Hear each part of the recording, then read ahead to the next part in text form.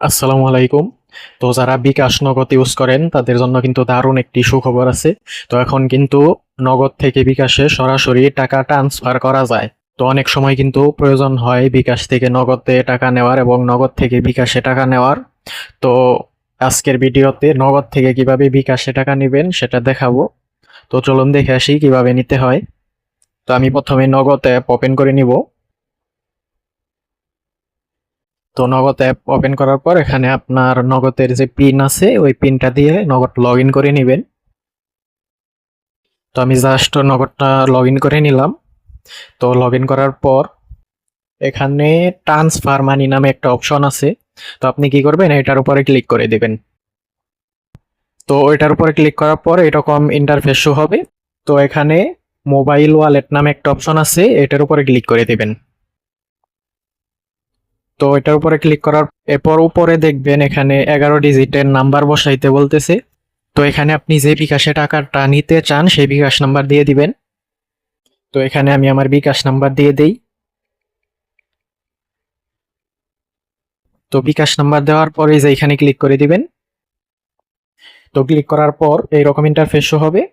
তো আপনি দেখবেন এই যে এখানে লেখা ওয়ালেট সিলেক্ট করতে ট্যাপ করুন। তো আপনি এই যে এখানে ট্যাপ করে দিবেন।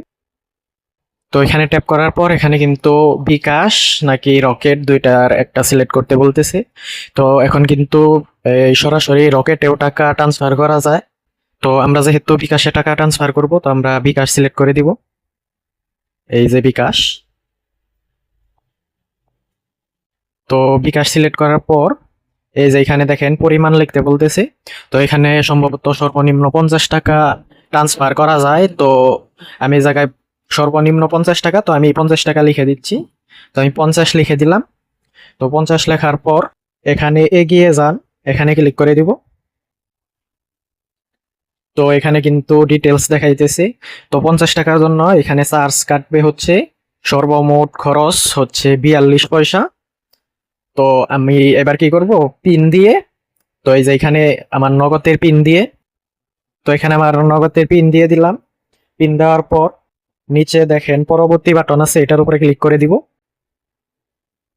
এবং এখন যদি আমি এই যে মাঝখানে এখানে ট্যাপ করে ধরে রাখি, তাহলে কিন্তু বিকাশে সরাসরি টাকাটা চলে যাবে। তো এই যে উপরে মেসেজ আইসা পড়ছে বিকাশে টাকা রিসিভের চলে আসছে। তো আমি বিকাশে দেখাই, আমি বিকাশ ওপেন করে পিন দিয়ে বিকাশটা লগ ইন করে নেই।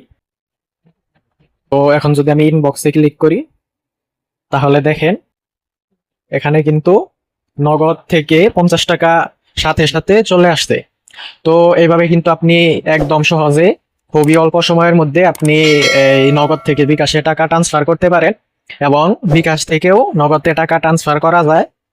তো ওইটা পরের ভিডিওতে দেখাবো। তো এই নিয়ে কিন্তু আজকের ভিডিও ছিল। তো আমরা দেখে ফেললাম কিভাবে নগদ থেকে বিকাশে টাকা নিতে হয়। তো এরকম আরো নতুন নতুন ভিডিও পেতে চ্যানেলটি সাবস্ক্রাইব করে রাখতে পারেন, অথবা ভিডিওটি ভালো লাগলে লাইক কমেন্ট শেয়ার করতে পারেন। ধন্যবাদ।